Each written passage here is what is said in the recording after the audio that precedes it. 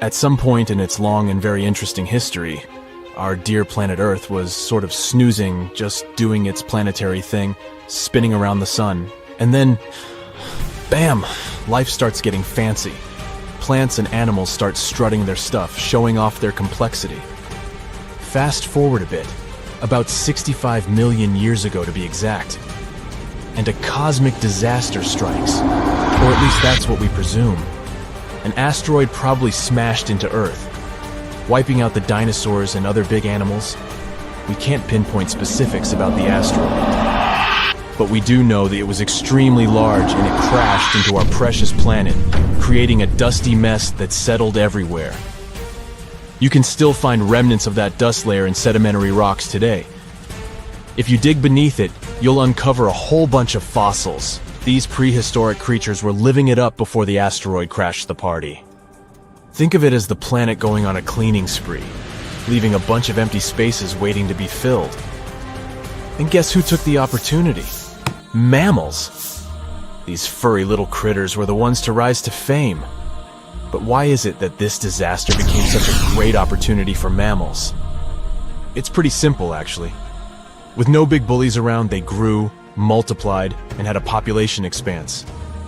All kinds of mammals joined to fill in the blanks. Primates, rodents, basically, the whole furry gang. We're talking about placental mammals, marsupials, and even egg-laying mammals, adding some serious variety to the mix. We like to think of primates as our closest relatives here on Earth. What's their story?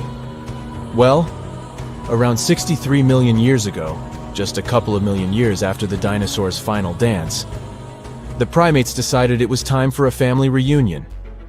They split into two groups, the dry-nosed primates, who became the cool monkeys and apes we know today, and the wet-nosed primates, who went off to become lemurs and aye-ayes, hey-hays.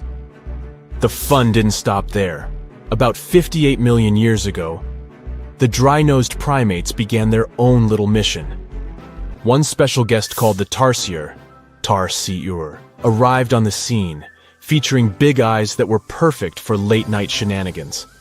This tarsier took a different path from its primate relatives, embracing its unique niche and evolving separately.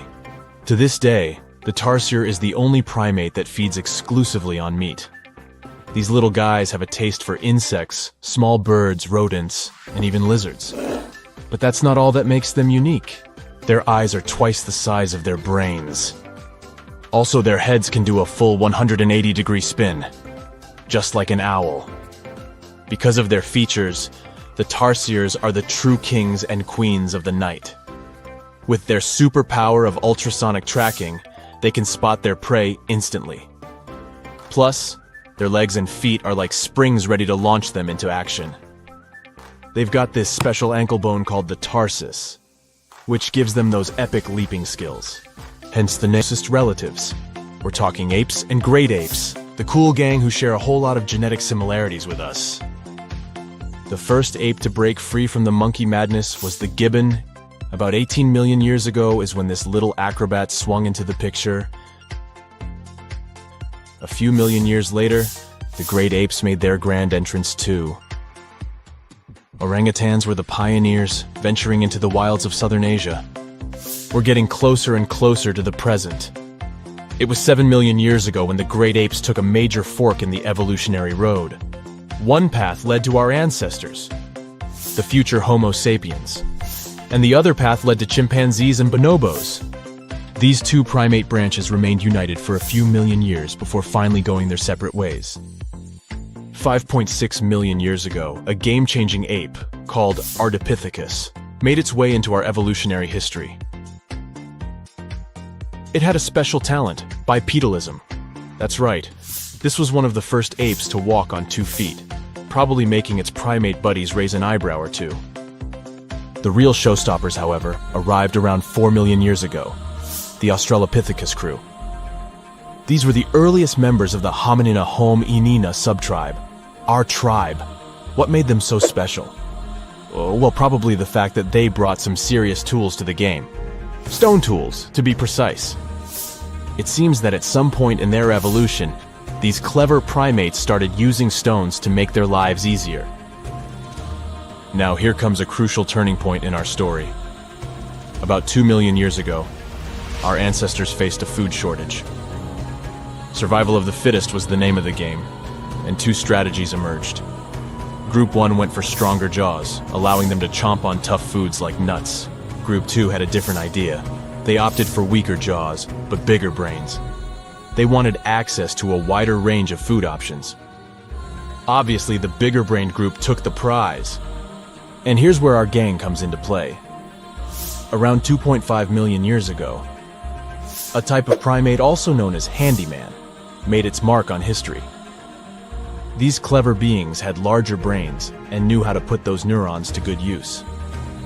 About 1.9 million years ago, a new star emerged, Homo erectus. These creatures not only walked upright, but also had brains that were almost twice the size of the handyman's. They took the world by surprise, becoming the first of our direct ancestors to venture out of the African continent. They even knew how to tame fire. Approximately 700,000 years ago, the world witnessed a culinary revolution. The earliest evidence of cooking appeared. And around 500,000 years ago, our ancestors decided it was time to become a bit more fashionable, donning the first evidence of clothing. Our very own species came to be just 300,000 years ago. Told you we were late to the party. But the world was never the same after the appearance of Homo sapiens, the anatomically modern humans. Alongside our other relatives, we emerged, ready to conquer the world with our innovative minds and complex societies. The exact path of our evolution remains a bit of a mystery.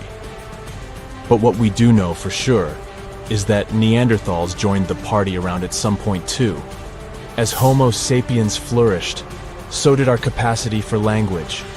Modern speech is believed to have emerged almost hand in hand with our species. We started expressing ourselves, sharing stories, and shaping the world with our words. So, there you have it. It took 13.8 billion years of cosmic history for humans to make their entrance. Think about it. 99.998% of the time since the Big Bang, we weren't even around. Our species, Homo sapiens, is the toddler of the Earth's family, existing for just the tiniest fraction of the universe's timeline. Yet, in this blink of an eye, we've managed to unravel the entire story that led to our existence. The story won't end with us. It's an ongoing saga, still being written with every passing moment. You're walking down the street. You see a strange-looking antique shop called Ageless Trinkets of Mr. Bright. You're curious, so you enter there. You take a look at all the weird stuff. Suddenly, an old folded parchment paper catches your attention. It's a world map, but something's off with it. Instead of showing the countries as you know them, it shows the locations of 4 mythical lost worlds and civilizations. Mr. Bright, the shop owner, comes next to you after realizing your shock. This map won't let you find these places or anything, but I can explain to you the legends behind them if you want, he says. Let me begin with Atlantis. You might know it as Aquaman's underwater kingdom, but Atlantis, the fictional island, was actually first introduced in 2 of Plato's works. According to him, Atlantis was a highly advanced civilization that existed about 9,000 years before his own time, and its story had been passed down by poets, authors, and others. He wrote about Atlantis and its citizens to give a moral lesson and to teach about the dangers of arrogance, as well as the eventual downfall of those who are after too much power. In his dialogues, Plato stated that Atlantis was a great and powerful empire that was respected in all parts of the world. It was founded by beings who were half deities and half human, and became a great naval power after a while. Being an island filled with gold, silver, and other precious metals certainly helped their case. But besides that, it was also known for its breathtaking architecture and state-of-the-art technology, as well as its countless rare and exotic wild animals. Atlanteans were proud of their great achievements and the perfection of their civilization. But their excessive pride was going to bring their downfall. They believed they were so superior that they could gain control over any nation. This led them to launch a series of invasions. They conquered many of the Mediterranean lands, but when it was time to enter Athens, Athenians pushed back with an extraordinary force, so the Atlanteans were finally defeated. Plato stated that deities then got angry at Atlanteans because of how wicked, greedy, and immoral they became. So they punished them by sending earthquakes, which caused Atlantis to sink beneath the sea. Although the earliest written records of Atlantis were Plato's works, some people still believed his story to be based on truth and tried to identify the island of Atlantis with actual countries. Some people suggested it may have been located in the Mediterranean Sea, near the coast of Spain or Italy. Others thought it may have been located in the Caribbean, off the coast of Central or South America, but there was no solid evidence to support any of these claims. One theory, in particular, seemed more plausible than the others, though. Located in the Aegean Sea, the island of Santorini was the home of a highly advanced Minoan society. However, due to a huge volcanic eruption, it was destroyed about 3,600 years ago, causing the Minoan civilization to suddenly disappear. These similarities between the fictional Atlanteans and the historical Minoans made Santorini a good candidate for the speculations. Yet again, there were still major flaws with it, such as how the time when Plato said Atlantis was destroyed doesn't coincide with the time of Santorini's eruption. So Atlantis still continues to be regarded as nothing more than a popular legend in the scientific world. Now, let's move toward the northeast direction on the map, Mr. Bright says. According to Celtic Breton mythology, there once was a magnificent city called Ys, also known as Caris, that towered over Douarnenez Bay in France's Brittany region. It was the most wealthy city in the entire Atlantic. It was especially famous for its beautiful gardens and buildings, and its citizens were all living comfortably and happily there. Dahut, who was King Bradlon's daughter in Breton legends and literature, had a deep love for the sea. She begged her father to build a city at the edge of the sea, and that is how the city of Ys was established. Little did she know that she would be the one responsible for the destruction of her father's beloved gift. You see, since the city was surrounded by the sea, it needed to be protected by a dike equipped with floodgates, and these gates could only be opened at low tide. And the only one who had the keys to these gates was the king himself. One day, a handsome red knight arrived at the city, but couldn't pass the gates. Dahut was so taken by him that she wanted to let him in. She knew that her father was the keeper of the only key to the city, so she sneaked into his room and stole it from him. Then she gave it to the Red Knight so that he could enter the city and they could be together. However, the Red Knight turned out to be the Prince of Darkness, and he intentionally left the gate open to the raging sea.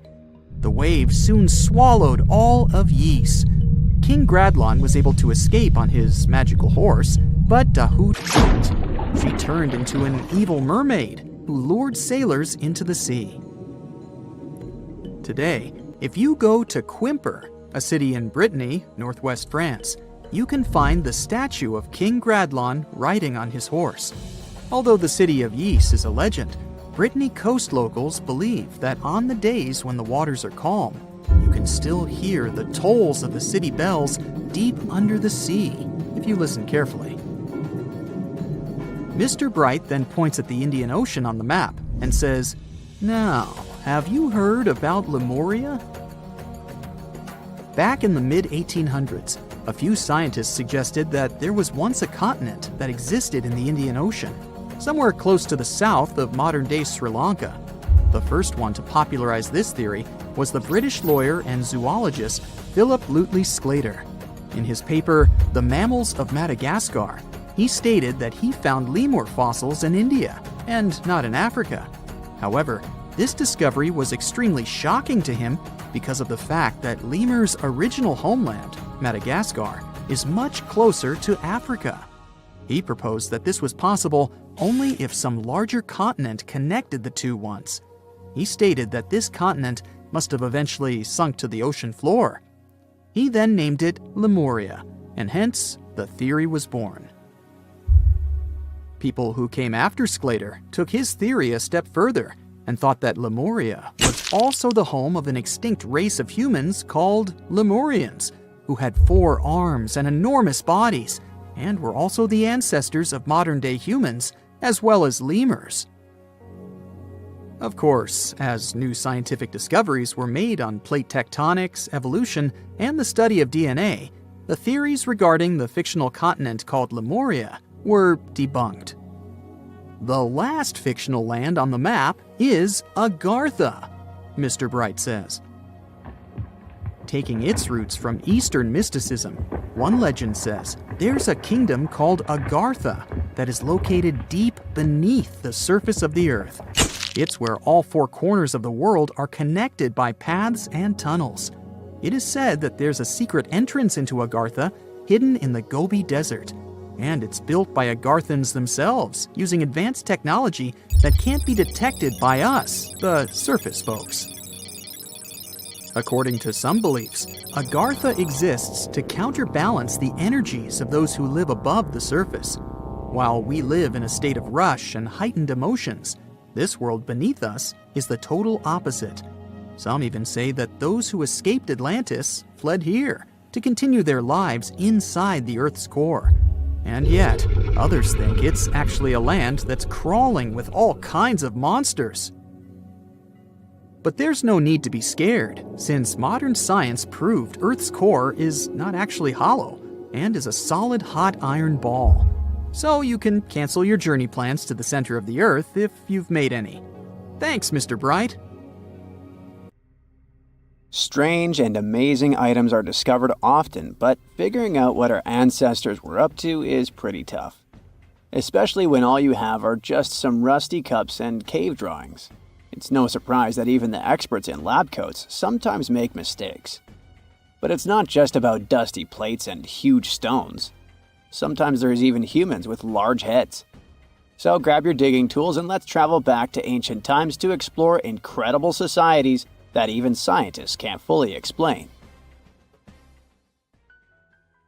Sardinia may look idyllic now, but I'm not gonna lie, I wouldn't fancy visiting it 3,000 years ago. Rumor has it, terrible giants roamed around this island back then. People even talk about finding human skeletons over 13 feet tall there, although nobody's ever shown anything to prove it. But the stories will make you wonder because some weird stuff has definitely happened.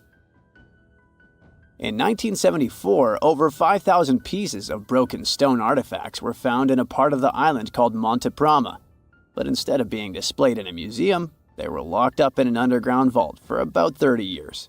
Sounds a bit suspicious, doesn't it?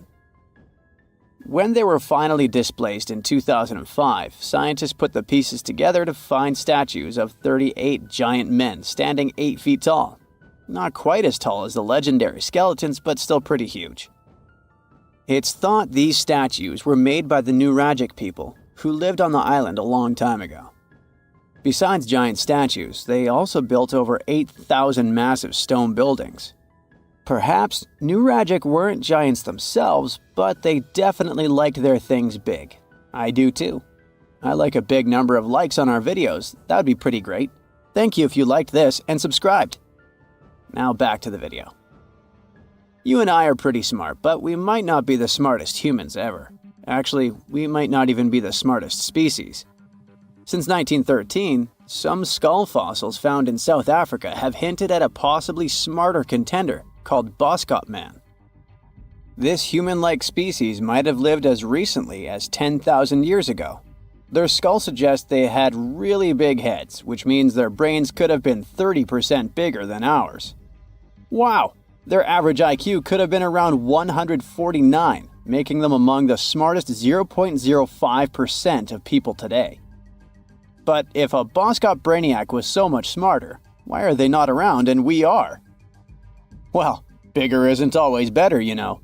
Our brains are a lot bigger than our ape relatives, mainly in the prefrontal cortex. This part helps with high-level tasks like making decisions, remembering things short-term, and being aware of ourselves.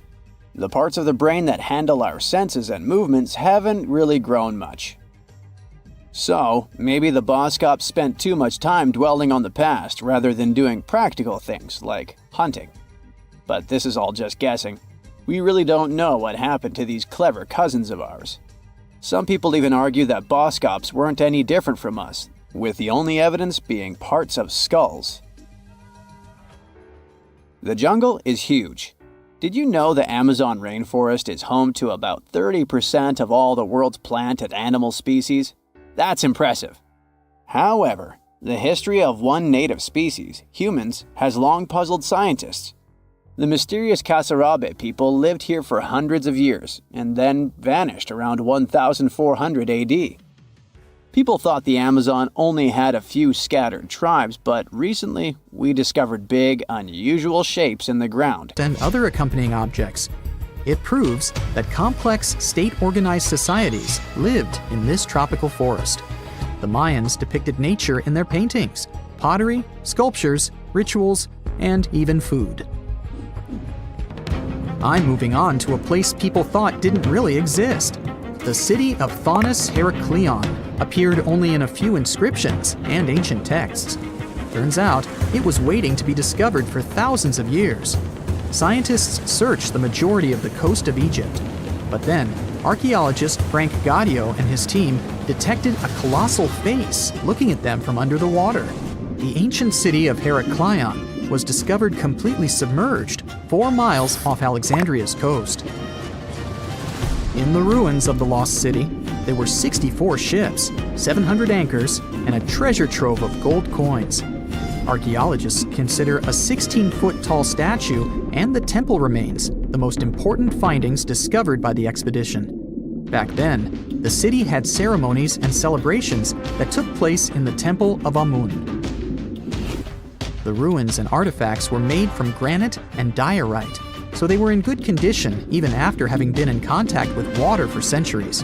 They give people a glimpse into what life was like 2,300 years ago in one of the most important trade ports of the world. The city had a network of canals.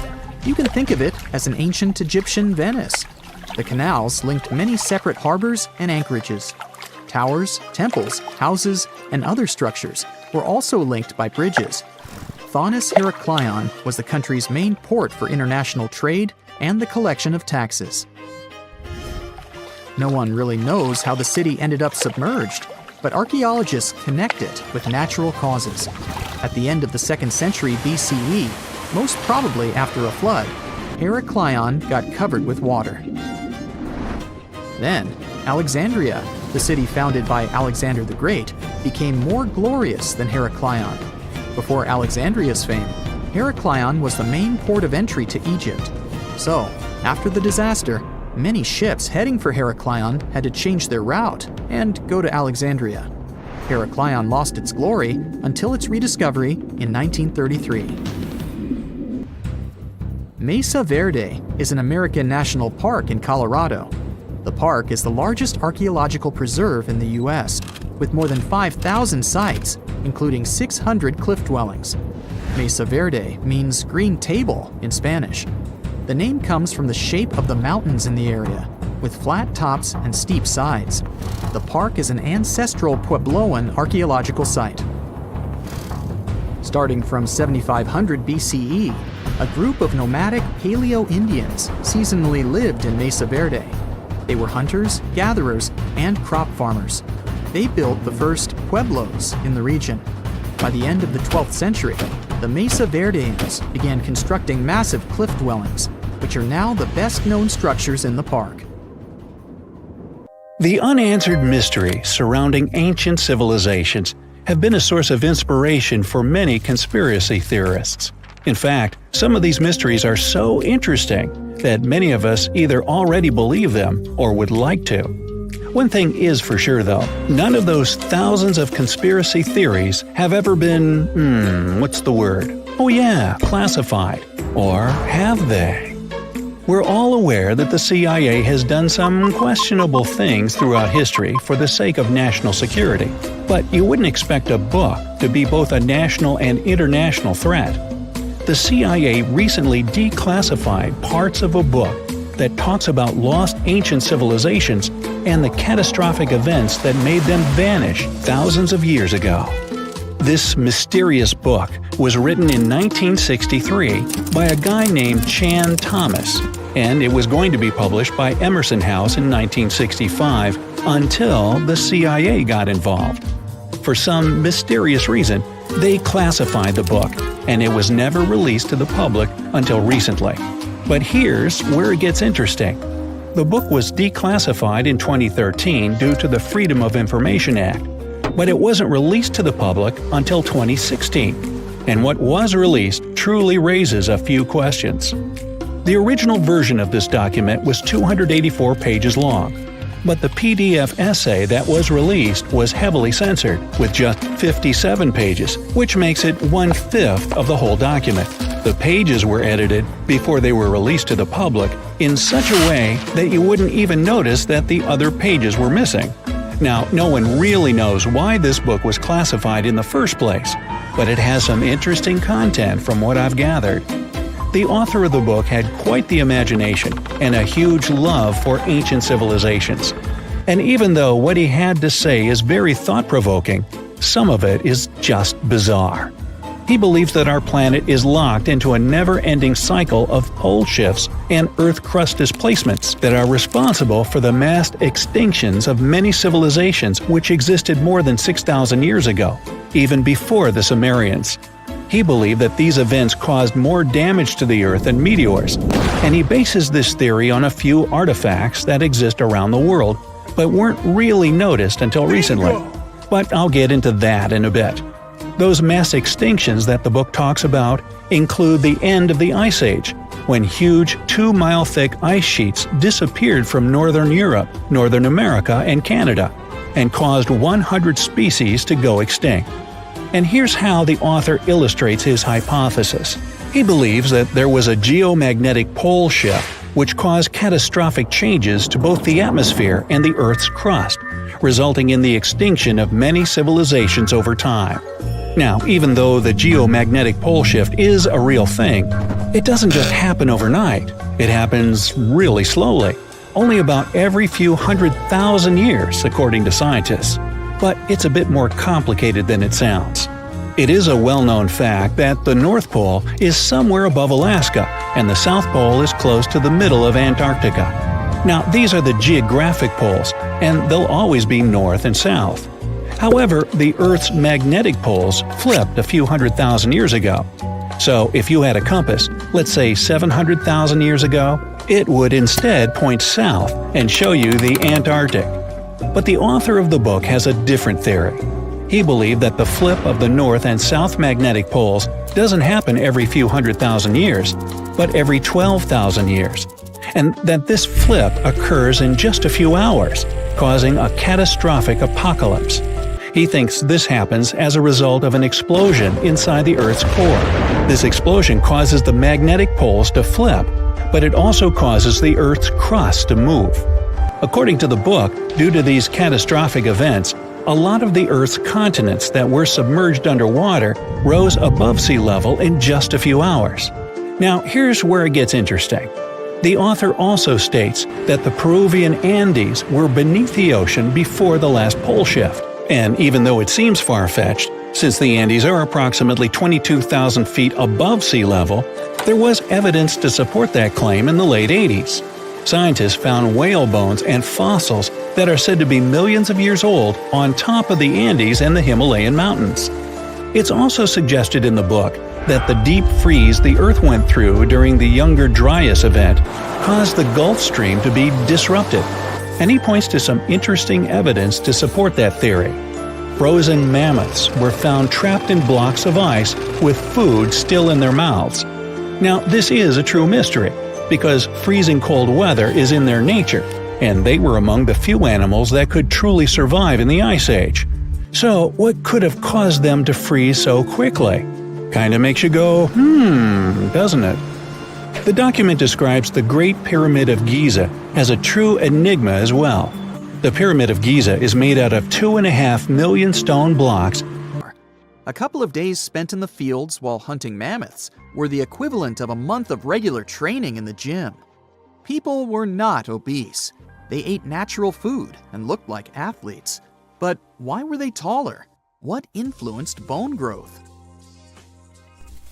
Over the past 10,000 years, the changes in growth were most noticeable. But this trend has changed in our direction in the last few centuries. People have started to get taller. It's difficult to determine the exact cause of such changes. It can be genetics, environment, lifestyle, nutrition, or modern technologies. So, 40,000 years ago, Cro-Magnons hunted and gathered in Europe. They were better developed physically, thanks to this lifestyle. Their ancestors migrated to Europe from Africa, which was the reason for the tall growth. Longer bones were helpful for adaptation to the hot African climate. But after 30,000 years, the growth of people sharply decreased because of the onset of cold weather and the development of agriculture. Our ancestors went through times of famine, and their bodies shrank over time to adapt to a meager diet. In addition, living next to livestock provoked the emergence of new diseases. All of it affected the appearance of ancient people. There are almost no such problems now. You can eat healthy food, receive medical care, and take vitamins. All this allowed us to grow a few inches taller. But one change in the human body still remains a mystery. We have the most advanced civilization in history today. People become professionals in neuroscience and thermonuclear physics, create powerful computers, have access to all the knowledge in the world, and study the boundless depths of space. But for some reason, our brains have become much smaller than those of people who lived several thousand years ago. But how is this possible, given that people were engaged in agriculture, trade, and the manufacture of simple tools in the distant past? Then big cities, architecture, art, and technology began to appear. And all this time, our brain was shrinking while humanity was moving forward. It lost a piece equal to 4 ping pong balls. The reason is not that people were more intelligent in the past.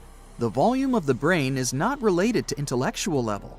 It's possible that people's brains have shrunk because of collectivity. To understand what that means, let's take a look at ants. Scientists measured the brain size of some species. They saw that species participating in complex social systems had smaller brains. This means that if an ant interacts closely with other ants, sharing work with them, its brain decreases. Sharing duties with other species contributes to brain shrinkage. Its cognitive abilities are distributed among different groups performing different jobs. It seems like a brain unloads its working and thus becomes smaller. That is, if you live alone on an island, do agriculture, fish, and build a house alone, then your brain becomes bigger. But in a large society, where all these activities are distributed among many locals, the human brain is shrinking. In a sense, intelligence becomes collective. And at what point in time did... Imagine lush tropical rainforests surrounded by beautiful mountains. Sahul's tallest mountains were in the New Guinea highlands, with peaks reaching over 13,000 feet. This beautiful place was home to They made an incredible journey from Southeast Asia to Sahul and first arrived here from 60 to 45,000 years ago. They mostly traveled by foot and crossed the sea using bamboo rafts and simple boats. They came there from an ancient landmass called Sunda, which includes parts of Southeast Asia. They traveled across a series of islands known as Wallachia and eventually spread across Sahul. And it wasn't a small journey. Sahul was huge, around 4.1 million square miles. That's bigger than the USA or Canada. It stretched from the equator to around the southern part of New Zealand. So they arrived in what is now Australia and became Australia's first people. Scientists think that Sahul had a population of 500,000. We've discovered cave paintings that date back around 40,000 years. It's a hunting scene depicting an anoa, or miniature buffalo, facing figures of humans and animals. Researchers are trying to figure out how these early settlers moved across Sahul and where we might find archaeological evidence of their journey. To do this, they created a landscape evolution model. The simulation showed how Sahul changed between 75,000 and 35,000 years ago. It showed potential migration routes and archaeological sites. Humans likely traveled along coastlines and rivers. But how did Sahul get submerged off the coast of Australia, similar to the mythical Atlantis? During the last ice age, much of the Earth's water was locked up in large ice sheets and glaciers. The sea levels were much lower than they are today. After that, the global temperatures increased.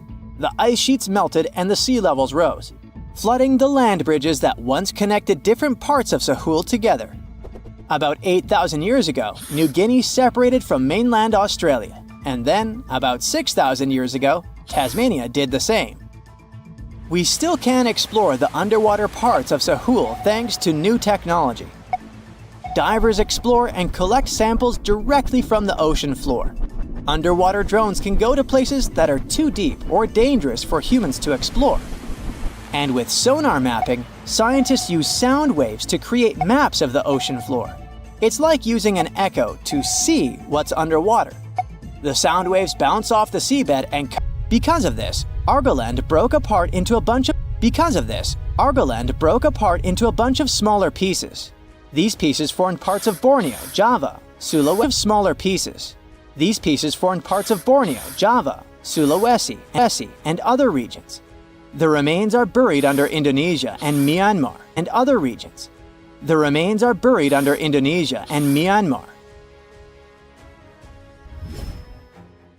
Imagine a colossal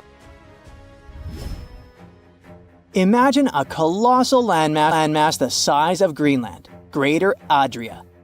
Its journey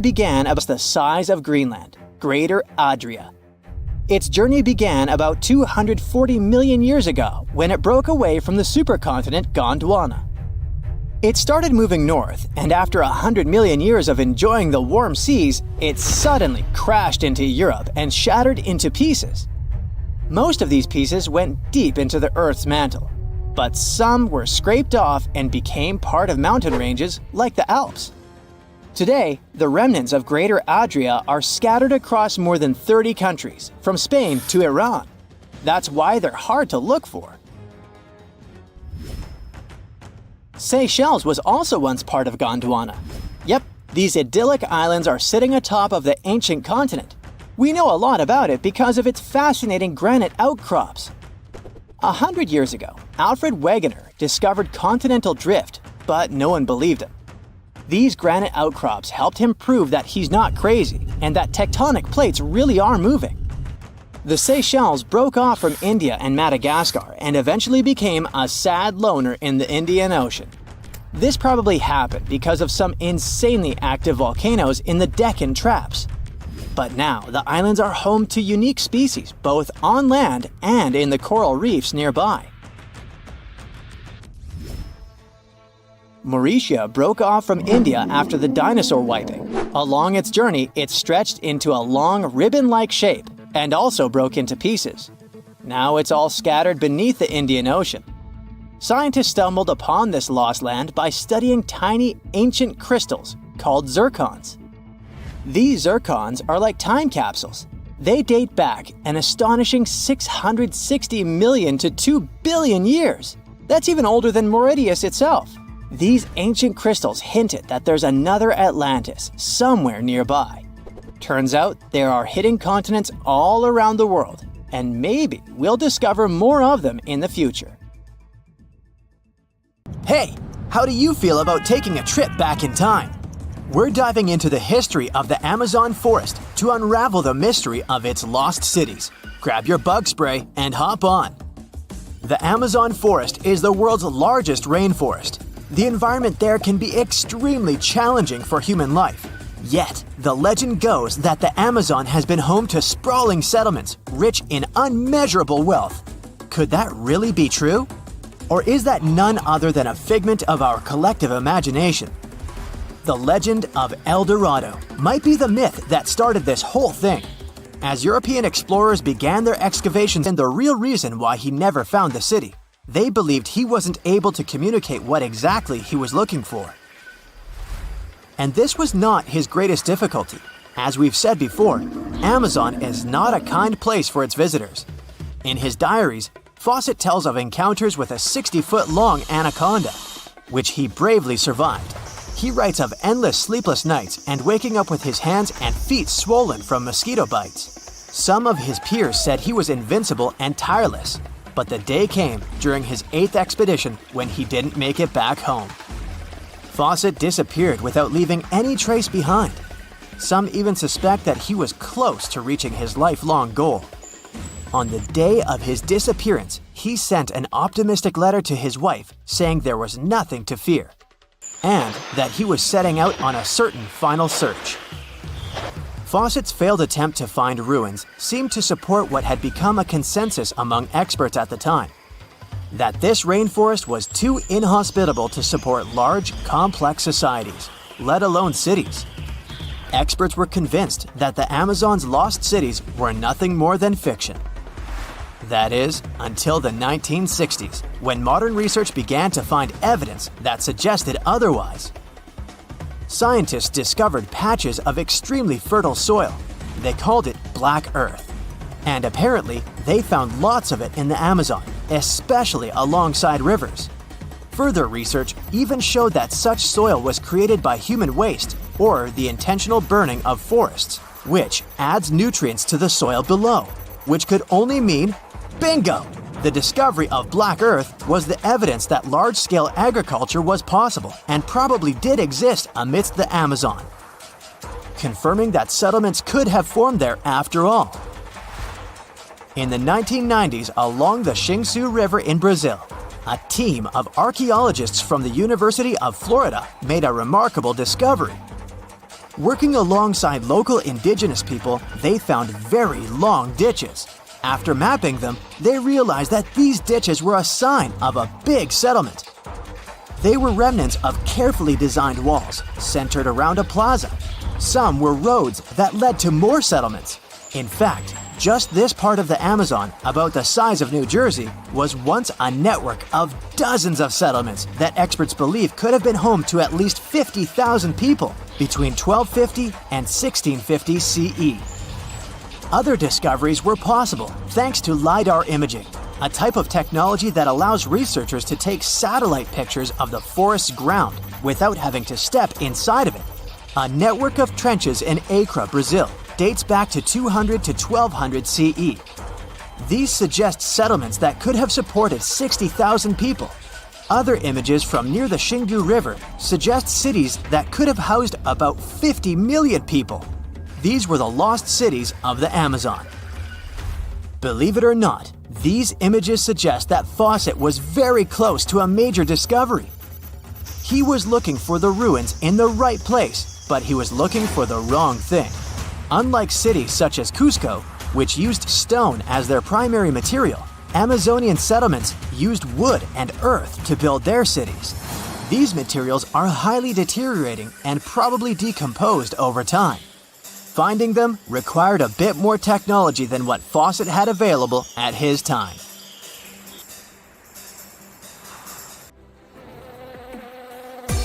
You run through the night forest for more than an hour.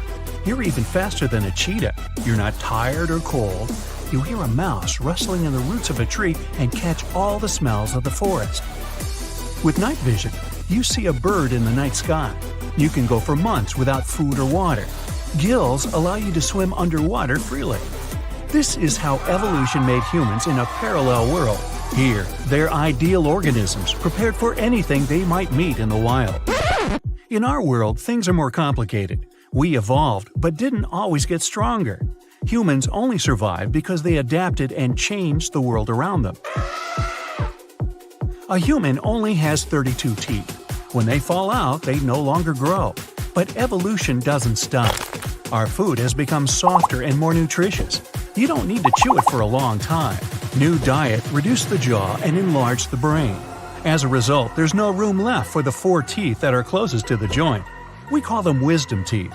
In the future, we'll only have 28 teeth. And even today, 35% of people don't have the wisdom teeth. Homo sapiens is the only mammal to have a chin.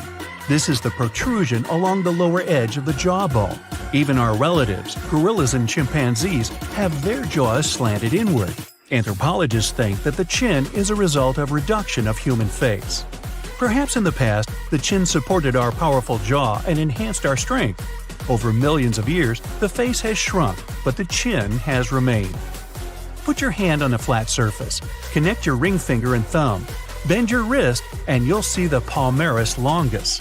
15% of people don't have this muscle already. It doesn't affect the grip strength and has lost its meaning today. Millions of years ago, it allowed our ancestors to deftly climb trees. Evolution deprived us of this useful skill, but the remainder of it remained with us. Dogs, horses, monkeys, and many other animals can move their ears. This allows them to hear better and communicate with each other. Humans have a long, flexible neck, and evolution has left them without this ability. Still, 20% of modern humans can do it. This is another reminder of a time when we weren't much different from other animals. 10% of people have a Darwin's tubercle in their ear. In the past, we had pointy ears looking like the modern macaw's ones, and this little bump is the proof. When an emperor penguin hatches eggs, it doesn't eat for 115 days. Scorpions can stay hungry for a whole year. Evolution hasn't given humans a camel-like hump of fat or the ability to hibernate like a bear. Every morning our ancestors woke up and fought for their survival. We need a lot of energy for this, so we have to eat every day. This isn't very convenient, especially when your food isn't. You are lost deep within the jungle in the Yucatan Peninsula in Mexico. There are strange noises all around you, and to make it worse, the sun is setting. Soon, you'll be alone in the middle of an unknown rainforest. Guess it was a pretty bad idea to come looking for El Dorado on your own, wasn't it? You keep walking as fast as you can, when suddenly, wait! What's this you're seeing? It looks like large stairways made out of stone. This definitely doesn't look natural, so you take a picture. Maybe you didn't strike gold, but you might have just found something relevant. Congratulations! You found Akamtun, a long-lost Mayan city, hidden 37 miles into the jungle. The name literally translates to stone column. Stone was probably in at the time, so these guys used a lot of it to build their pyramids, houses, and even ball courts. If you ever thought that Europeans invented ball games, think twice. Mayans loved to play ball games for recreational purposes. Akamtun is part of a series of other long-lost Mayan cities that are being discovered with the help of new technology nowadays. We'll talk more about the other ones in a jiffy. Perhaps the biggest surprise of this one is that it was surrounded by wetlands, which is why the city was built on high ground. The city was monumental, covering an area of over 120 acres. That would be as big as 90 football fields right next to each other. Scientists have found proof that Akamtun had pyramids of up to 49 feet high, and that it was likely an important social hub between 250 and 1000 CE. This is definitely a game changer. But lost Mayan cities began to be unearthed in the 19th century. Modern technologies, such as LiDAR imaging, help archaeologists see through dense canopies of the forests. This means that people don't really have to risk getting lost in the tropical jungle like you did at the beginning of this video. LiDAR works sort of like an X-ray. It sends out laser beams that can detect any signs of ruins or ancient constructions. According to space archaeologist Sarah Parchak, satellite imagery has been a key player in discovering ancient cities in South America, Egypt, and other places. Sarah herself spends most of her days scouring images for any signs of where there could have been cities long ago. She says that more often than not, what happens is that ruins are covered by vegetation, soil, or sand, which makes them super tricky to find. But thanks to these awesome tools, scientists also made the huge discovery of ancient Mayan causeways, which spread throughout old Mayan territories. I mean, take a look at these roadways. You'd expect to see ruins like this in places such as Portugal, England, or the United States. I'm talking about 130 feet wide roads painted white to help travelers journey through the nighttime. Scientists recently unearthed a 110-mile network of roads such as these, and they think this dates back to before the first registered Mayan highways we've known so far. These roadways, which sometimes ran over the swampy ground and were even elevated at times, are being called the world's first superhighways. Even if there is no registry of animal-powered vehicles, it's believed that the Maya used them to travel around a network of possible 964 settlements. They were built like a huge spiderweb, and from what archaeologists have gathered, this huge system of roads worked to connect a big system of economic and social interactions between Mayan cities. This completely debunks the traditional idea that the Mayan pre-classic period, which dates back to 2000 BCE, a sudden collapse. The Mayans most likely fell in waves of social instability and political crises. These events are believed to have deteriorated Mayan city centers and began causing the dispersion of the Mayan population. It's hard to pinpoint the exact causes, though. But hey, recent discoveries are shedding a big light on humanity's past. Not only about the Mayan Empire, but about other long-lost civilizations of South America. A major recent discovery in Brazil was done using satellite imaging technology and is also shocking scientists. Some images from near the Xingu River, also in the Amazon, suggest that cities of millions of people might have existed inside the jungle, way before our modern civilization ever existed. I mean, if this doesn't shock you, I don't know what will. Satellite imagery also detected a network of trenches dating back to 200 and 1200 CE in the Bolivian Amazon forest. These proofs suggest settlements that could have supported around 60,000 people right in the middle of the Amazon forest. When researchers from the University of Florida went on ground to check the satellite information, they were shocked to find several mounds that were accompanied by ditches and geoglyphs. Archaeologists also found remnants of carefully designed walls centered around plazas, much like the type of construction done by the ancient Mayans. It's the first day of your long-awaited trip to the Amazon forest. You flew all the way to South America. More specifically, you landed in the city of Manaus. It's the heart of the Brazilian Amazon. So far, you've traveled by air, car, and now water. You are on a tiny boat, moving through the dark waters of a raincoat and your sharp eyes. Inside the jungle, you need to be alert at all times. You may have heard legends of the anaconda, a snake that can swallow animals as big as a cow in one go. Sorry to break it to you, but those are not just legends. Reptiles like these do actually exist. They live deep in the jungle. Is it right there, moving between the trees? Is it a spider? The so-called Goliath bird-eater is a monster spider. Its legs can grow up to a foot in length, and the spider itself can weigh around 6 ounces. It's also known as the king of tarantulas. You shouldn't get too close, of course. It's not venomous to humans, but its bite can surely sting. As its name suggests, the Goliath bird-eater can even eat birds, as long as they are smaller than it is. Up next, you run into another species of spider that draws your attention. This one is so tiny that you almost don't see it. It's known by the popular name of the decoy spider. You see one of its creations, a gigantic spider built by the tiny Cyclosa spider in order to scare off large predators. This is as amazing as it is creepy. A spider that uses the remains of other insects and dry leaves to create the image of a large spider on its web. If it fools predators, perfect! But to us humans, this work of art looks almost endearing. Who knew there were artists in the arachnid world? Near a small lake, you witness a unique scene.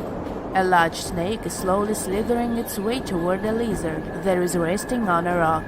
The lizard seems obvious to the presence of the dangerous reptile. But right as the snake is preparing to attack, the lizard flies the scene in its iconic way. The so-called basilisk lizard is famous for its ability to walk on water, or rather run across the water.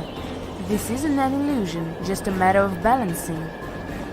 The small lizard moves its legs on top of the water very fast, while its long tail serves as a counterweight. I wish I could do that. If you've ever wondered what a frog looks like on the inside, you've come to the right place. Right in front of your eyes, there is a rare local species of frog. It's known as the glass frog. This species of amphibian has a type of transparent skin that is completely see-through. In other words, you can see the frog's interior with astounding clarity. It's as if you had X-ray vision. Moving on with your journey, soon you come across a pond. Floating on its water is probably the biggest water lily you've ever seen in your life. These huge plants are also known as the Victoria Amazonica. They can measure up to 8 feet across and hold the weight of a grown-up person. But I wouldn't recommend trying to climb on it if I were you. Just cause, it's the Amazon forest we're talking about. The wildlife here is amazing, but the forest itself is also a sight. There are over 80,000 species of plants and trees grown in the Amazon rainforest. In fact, you can find 10% of all the world's wildlife in this jungle. An estimated 400 billion trees grow on the gigantic area the forest occupies. Of course, this place is bound to be biodiverse, right? You won't be able to witness this phenomenon during your trip, but your guide tells you about a unique species of tree that is famous for being able to walk. Yep, you've heard correctly. There are walking trees in the Amazon rainforest. They don't have legs or anything like that, but they do move around in search of better lighting conditions. The Amazon canopy is so thick that only 1% of sunlight can reach the forest floor. Because of this, some trees end up getting less sunlight than others. The so-called walking palm trees seem to be adapted to this situation. They grow new roots, which helps them move for 1 to 2 inches per day. They can walk up to 65 feet per year. Maybe that's what inspired John Ronald Reuel Tolkien to create ants, huh? Those are pretty similar tree beings that roam freely around the world. I kid you not, it's not only wildlife that inhabits the Amazon. Actually, over 30 million people live in the forest. And there are also ancient settlements that scientists believe to have been thriving there. And I'm not talking about El Dorado, that's just a myth. But in 2018, a groundbreaking study showed that up to 1 million people probably inhabited the Amazon. Between 1,250 and 1,500 CE. Can you imagine that?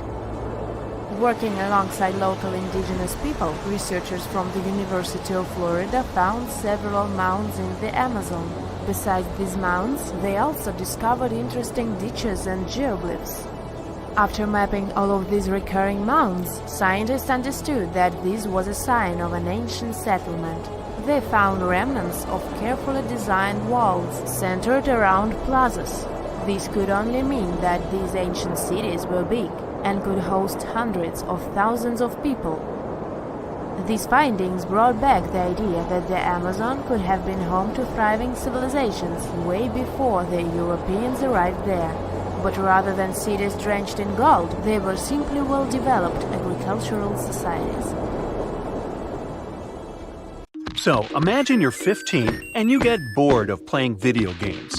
Instead, to pass the time, you decide to give some attention to an old hobby of yours, tracking down lost Mayan cities. You've heard that some ancient civilizations are said to have built entire cities based on constellations, so you decide to check out whether that was true for the Mayans. You find a book containing all the constellations the Mayan civilization believed to exist. You open good old Google Maps and map every ancient Mayan city discovered to date. You start seeing that this information actually matches. And truly, the biggest ancient Mayan cities correspond to the brightest and biggest stars of the Mayan constellations. Okay, this is getting interesting. You manage to map out over 100 ancient cities when you suddenly notice something strange. There's an area in the Yucatan Peninsula in Mexico where archaeologists have unearthed 2 Mayan cities. But on the constellation map, there are 3 stars. Could this mean there is a long-lost city waiting to be discovered nearby? You might think this sounds too daydreaming, but the story is actually true. The previous account happened to a Canadian teenager named William Gaddery. The boy is known as a science genius and had even won an award for the constellation theory we presented just now. When he noticed that a 3rd city was missing from the 23rd constellation he was examining, he began to scour the internet for satellite pictures that could help him solve this mystery. He looked into images from NASA, JAXA, a Japan-based satellite company, and Google Earth. These images were still insufficient to answer his questions, so he reached out to a friend inside the Canadian Space Agency. His friend provided him with state-of-the-art satellite imagery that gave him the answer he was looking for. According to the images, there is a large square area right on the border of Mexico and Belize, which looks like the remains of a city. William took the images to a remote sensing expert known as Dr. Armand Laroque from the University of New Brunswick. But recent discoveries show it could have been even 3 times larger than what scientists originally believed. The main discovery revolves around a fortification on the outskirts of the city, indicating how far the original city stretched. And new discoveries still take place. In 2017, researchers also unearthed new clues regarding the potential causes of the decline of the Mayan civilization. Using data from a site in Sahul, located 62 miles southwest of Tikal, scientists analyzed radiocarbon data from ceramics and archaeological excavations to extract new information about the sudden demise of this great civilization. The information shows that, instead of a sudden collapse, the Mayans most likely collapsed in waves of social instability and political crises. These events are believed to have deteriorated Mayan city centers and began causing the dispersion of the Mayan population. Well, it seems like it's a prime time to uncover ancient ruins. What do you say? Will you give it a try as well? What is a boat doing in the middle of a desert? You would expect to find a seagoing vessel closer to shore. This is the question archaeologists had been asking for decades. In 1988, there was a storm near one of the most important archaeological sites in ancient Egypt. A wooden structure emerged from the sand. It was hollowed out by termites. Scientists were determined to solve its mystery. In 2000, they began excavating the site near Abydos, Ubidos. An American team of experts soon discovered a boat that was 70 feet long, and it wasn't alone. In total, there were 14 boats neatly resting next to each other. It was impossible to completely dig out the boats because of their poor condition. Luckily, the wood was preserved enough to get a sample. Analyses revealed that the boats were around 5,000 years old, the oldest fleet in human history to this date. The time of their construction predates the pyramids at Giza by half a millennium. Each ship of the fleet rested in a vault that matched its dimensions. The room was roughly a third of the size of a tennis court. It had mud brick walls that featured more than 120 drawings of boats. Ancient Egyptians incised them on whitewashed walls that were excellently preserved. Scientists have known about these mysterious chambers for well over a century. 1901, 1902. A British archaeologist, Arthur Weigel, stumbled upon a strange structure west of the River Nile. His team caught a glimpse of the interior walls. Sadly, a section of the roof collapsed, so they had to call off further exploration. Researchers abandoned the site, but its location remained on the maps. The boat's position first led scientists to think that they rested on a bank of the mighty Nile. But there was a problem with this theory. Today, the river flows almost 7 miles west of Abydos. Further studies of the surrounding terrain showed the Nile didn't change its course throughout history. Also, if the boats floated near a dock, they would be in unstable positions. The 14 vessels at Abydos were perfectly parallel to each other. There was only one conclusion possible. Someone had deliberately placed them like that. They must have gone through a lot of effort. Each boat had enough room for up to 30 rowers. These vessels could really float. They weren't models, but scholars still don't know if they actually sailed any body of water in ancient Egypt. This doesn't diminish the importance of the find. Previously, archaeologists found only small-scale models. In King Tut's tomb alone, there were 35 boat models. For a long time, these figurines were the only clues as to how ancient Egyptian vessels looked like. The boat's design confirms that they were the real deal. They are the earliest surviving examples of something called built boats. Ancient people constructed primitive vessels by hollowing out large tree trunks. The alternative was reed that was tied together to form a raft. The boats at Abydos had planks tied together. This was a major breakthrough in shipbuilding. During their lifetime, the boats must have seemed impressive. Timber was a valuable commodity at the time. There was no wood in the desert. Cedar had to be imported from Lebanon. The only person who could afford such luxury was the pharaoh. Studying the area around the ancient fleet provided more answers. Scientists discovered a mud brick structure where Egyptians worshipped the pharaoh. Its approximate date of construction matches that of the wooden boats. The same bricks out of which this building was made were used to encase the fleet. At the time of their construction, the rooms they were stored in had a ceiling. That's the section that archaeologists stumbled upon in the early 20th century. Just like mummies and coffins, these marvelous ships rested inside splendid vaults. The exterior of these rooms was also impressive. The outer walls originally had a plaster of white limestone. It reflected sunlight.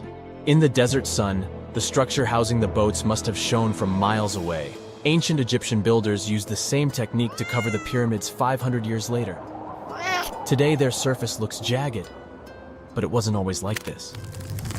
When they were constructed, the pyramids had a top layer of fine white limestone. Their surface was smooth and it gleamed in the sunlight. Instead of stairs, the outer layer of the pyramids was more of a sleek ramp. Archaeologists were left with one final question. Which pharaoh owned the fleet? The answer lay just a mile from the site.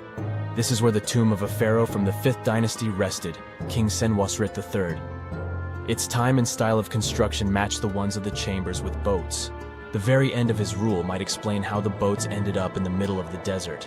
The pharaoh probably passed away in northern Egypt. Then his body was transported down the Nile to Abydos in a marvelous procession of decorated boats. The vessels were later lowered to chambers near the final resting place of their owner. This had a symbolic meaning. In the ancient Egyptians' belief system, ships played a key role. Their supreme deity was Ra. He traveled through the sky during the day in the form of the sun. At nighttime, he sailed through the netherworld in a solar boat. The pharaoh identified himself with Ra. That's why he needed boats in the afterlife. That was the only way to regenerate himself. Just as the sun rises every day above the horizon. This belief existed for thousands of years. The more famous Pharaoh Khufu also had a ship. Scientists found it in 1954 next to his pyramid at Giza. It is some 4 centuries younger than the fleet at Abydos, but Khufu's ship was almost 2 times longer. The Great Pyramid of Giza and King Tut's tomb are some of the most famous archaeological finds in Egypt. But there are many more secrets hiding beneath the endless sands of the Sahara Desert. Recently, 2020, archaeologists found a lost city there. They have labeled it as the most important discovery since King Tut's tomb, 1922.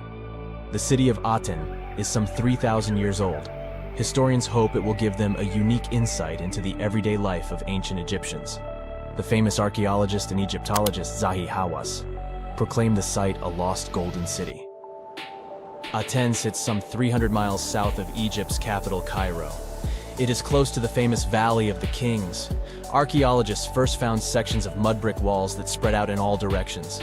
They discovered complete rooms with tools of everyday life inside. The research team unearthed a bakery, a residential neighborhood, and an administrative district. They all date back to the time when the Egyptian civilization was the wealthiest in its long history. They were also the first to make objects from iron. In 1911, scientists found a set of iron beads near a village in Lower Egypt, Agartha. These are the earliest known iron artifacts. The discovery is literally out of this world. Ancient people made them by beating into shape a piece of a meteorite. The 9 beads were once part of an ornate necklace. They are now blackened and corroded, which is perfectly normal for a piece of jewelry that is over 5,000 years old. They consist of an iron-nickel alloy. Researchers were impressed by the skill of ancient jewelers who processed the beads. Their craftsmanship is more impressive when you think that they didn't know the stellar origins of the material. The Great Pyramid of Giza also has a remarkable feature. An international research group investigated the electromagnetic response of the structure to radio waves. They found that the pyramid has the ability to concentrate electromagnetic energy inside it. This occurred inside its chambers as well as under the pyramid's base. It contains an underground unfinished chamber.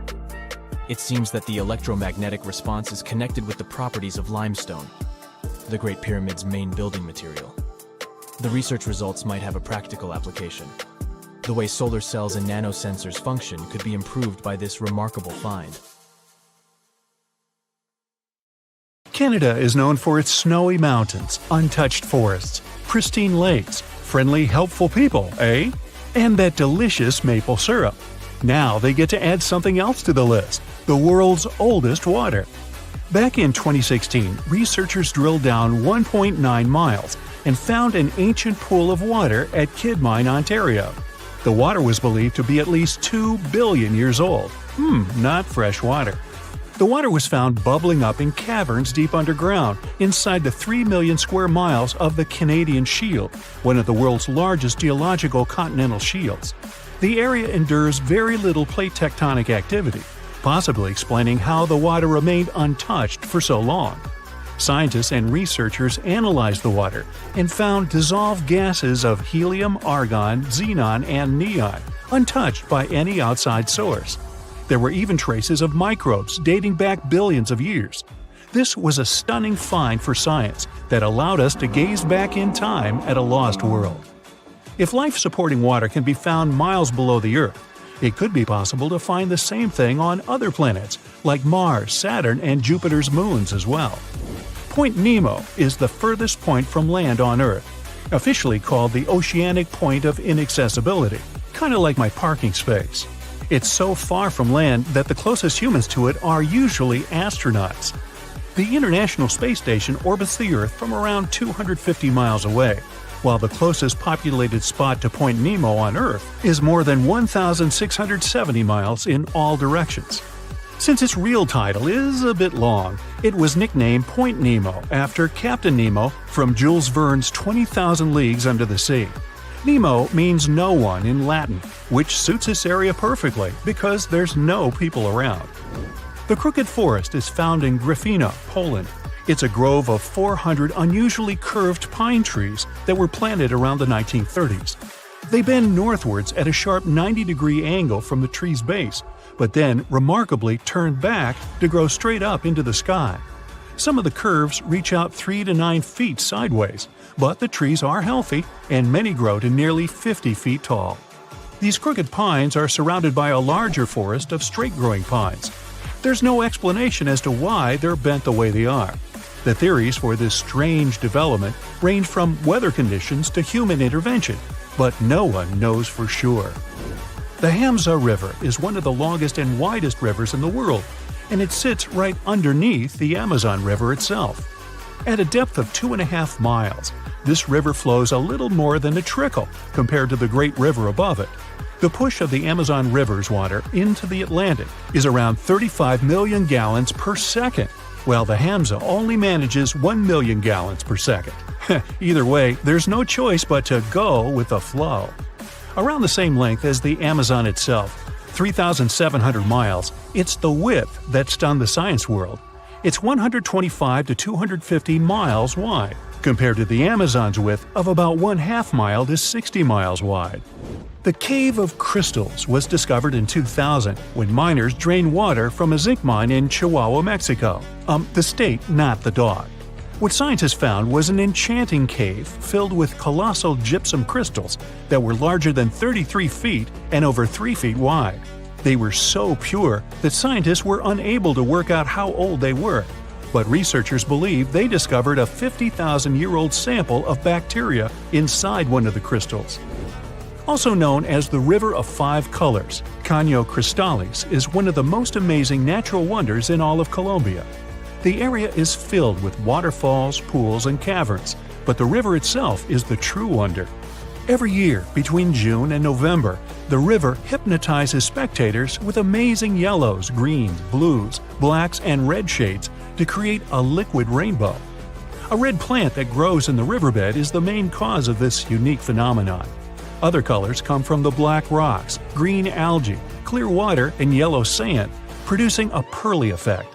The colors change every year because of the plant's growth from rainfall, temperature, and sunlight. During the rest of the year, the riverbed appears in a dull green hue. Scientists in Hawaii discovered that red algae were making sounds in the waters around coral reefs. The noise was believed to come from the loud snapping shrimp, until researchers put the sound and presence of algae together and started monitoring the bubbles. As the algae use photosynthesis for food, they produce tiny bubbles that collect on their surfaces. When the bubbles separate off the plant, they make a ping or popping sound. Reefs can be smothered and suffocate if they're covered by too many algae. Discovering that photosynthesis makes a sound could be useful for the reef's preservation. The algae could provide early warnings for scientists, so they can stop these vulnerable areas from being overrun. After heavy rains and seismic activity hit Kenya's Great Rift Valley in March 2018, a vast chasm expanded across the land. The rift measured quite a few miles long and was over 50 feet wide in some parts. Essentially, it was tearing Africa in two. Africa sits on two tectonic plates, the Nubian and the Somali plate. Deep below Earth's surface, driven by the active mantle, the plates are being pulled apart. This creates the huge, extraordinary rifts we see on the surface. It will take millions of years for the large continent to actually separate into two pieces. I won't be around then. But when it does, it'll also create a new ocean basin. The Eucalyptus deglupta thrive in the tropical forests of Indonesia, Papua New Guinea, and the Philippines, and they're like something straight out of a video game or fantasy movie. Growing up to an enormous height of 250 feet in its native environment, this one-of-a-kind tree has bark that displays green, bright blue, orange, purple, and red streaks as it ages, kinda like me. As strips of bark fall away, the tree's colors change, and the bright green inner bark is revealed.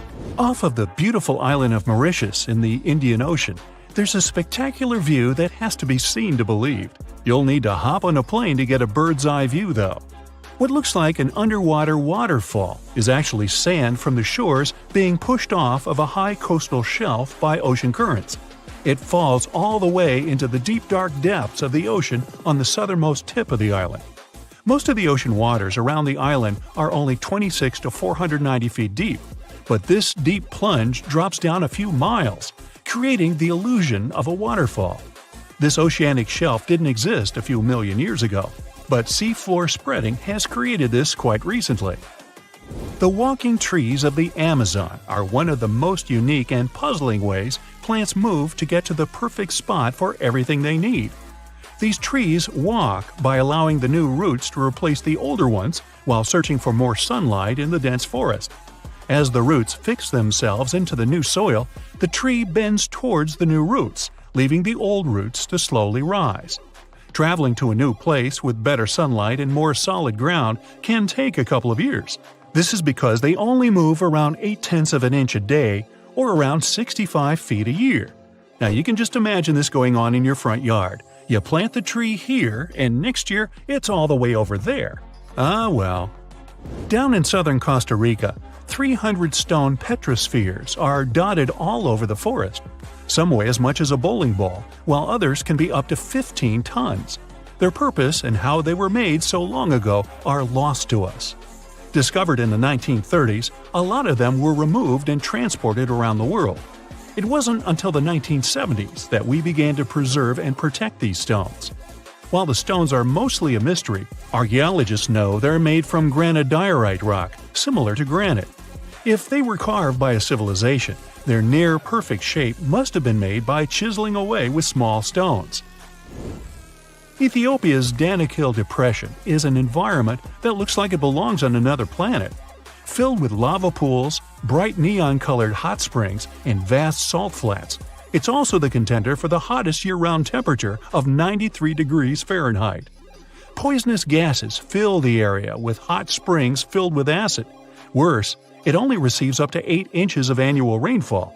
It's also one of the lowest places on the planet, at 410 feet below sea level. No wonder it's one of the most inhospitable places on the planet. Hey, sounds great. No crowds. Let's go. Hey, how do you feel about taking a trip back in time? We're diving into the history of the Amazon forest to unravel the mystery of its lost cities. Grab your bug spray and hop on. The Amazon forest is the world's largest rainforest. The environment there can be extremely challenging for human life. Yet, the legend goes that the Amazon has been home to sprawling settlements, rich in unmeasurable wealth. Could that really be true? Or is that none other than a figment of our collective imagination? The legend of El Dorado might be the myth that started this whole thing. As European explorers began their excavations in American lands back in the 1500s, word got out of an Amazonian civilization that used to paint their leader in gold as an offering to higher powers. The legend of El Hombre Dorado, aka the Golden Man, began to quickly spread around Europe. Explorers got excited at the possibility of finding an infinite amount of gold somewhere deep within the Latin American jungle. And as you can imagine, expeditions to the continent began to multiply with each passing year.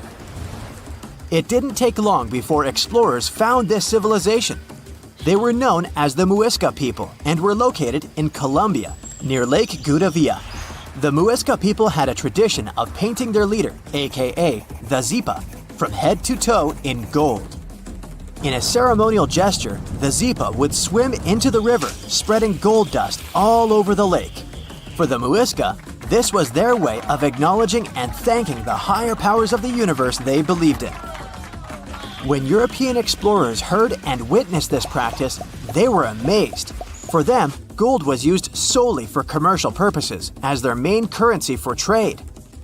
This made them think that the Muisca people must have stacks and stacks of gold hidden somewhere in the jungle for them to use it so abundantly. Well, that's how the legend of El Dorado was born. What was once the practice of El Hombre Dorado traveled on word of mouth until it became El Dorado, a fictional city that was most likely to hide piles of gold. The hunt for this city led Europeans to spend large amounts of money to scour the Amazon forest. Unfortunately, all of their expeditions came back empty-handed. That is, if they ever came back at all. Now, jump to the beginning of the 1900s. In England, the Royal Geographic Society, a prestigious British institution, was looking for somebody willing to travel down to Latin America to trace the border between Brazil and Bolivia. More specifically, the part of the border that is nestled deep within the Amazon rainforest. One Sir Percy Fawcett was a Latin American aficionado, and he gladly volunteered to do the job. Oh, it's important to note that the Amazon forest is virtually the size of the continental USA. It sprawls across 8 countries, including Brazil, Peru, and Bolivia. And trust me, getting around is no easy feat. The jungle is covered in dense vegetation, and in addition to that, it's home to insane predators such as anaconda snakes, panthers, crocodiles, piranhas, and so on. But despite all that, Fawcett was very successful in his mapping adventure and seemed to be wanting to come back more. Back in England, Fawcett would scour diaries from other explorers hoping to learn more about the ancient Amazonian civilizations. He would read about the Incas and the Mayans and the great empires they built. He believed that if the Incas were capable of building empires that stretched over 2 million square miles, this could mean that other Amazonian civilizations could have thrived there too. During his research, Fawcett came across a report from a 16th century explorer. The report told of a city deep within the Amazon forest that held unimaginable quantities of minerals. A town that stretched for 15 miles without any space from a house to house. This report fueled Fawcett's imagination to a new extreme. From then on, he became obsessed with finding what he called the lost city of Z. Over years, Fawcett searched the Amazon forest, usually looking for stone ruins that could possibly indicate human settlements. On his later expeditions, he focused on exploring the state of Mato Grosso in central Brazil. He would travel from Europe and into the lower region of the Xingu River. The trip to the Xingu would take him around 14 days on foot, Then he would set sail in small wooden boats accompanied by local indigenous leaders that knew the region better than anyone. How he communicated with the indigenous population is still a mystery, since they only spoke in local dialects. Some scientists believe that this could have been the real reason why he never found the city. They believed he wasn't able to communicate what exactly he was looking for. And this was not his greatest difficulty. As we've said before, Amazon is not a kind place for its visitors. In his diaries, Fawcett tells of encounters with a 60-foot-long anaconda, which he bravely survived. He writes of endless sleepless nights and waking up with his hands and feet swollen from mosquito bites. Some of his peers said he was invincible and tireless, but the day came during his 8th expedition when he didn't make it back home. Fawcett disappeared without leaving any trace behind. Some even suspect that he was close to reaching his lifelong goal. On the day of his disappearance, he sent an optimistic letter to his wife saying there was nothing to fear, and that he was setting out on a certain final search. Fawcett's failed attempt to find ruins seemed to support what had become a consensus among experts at the time, that this rainforest was too inhospitable to support large, complex societies, let alone cities. Experts were convinced that the Amazon's lost cities were nothing more than fiction. That is, until the 1960s, when modern research began to find evidence that suggested otherwise. Scientists discovered patches of extremely fertile soil. They called it Black Earth.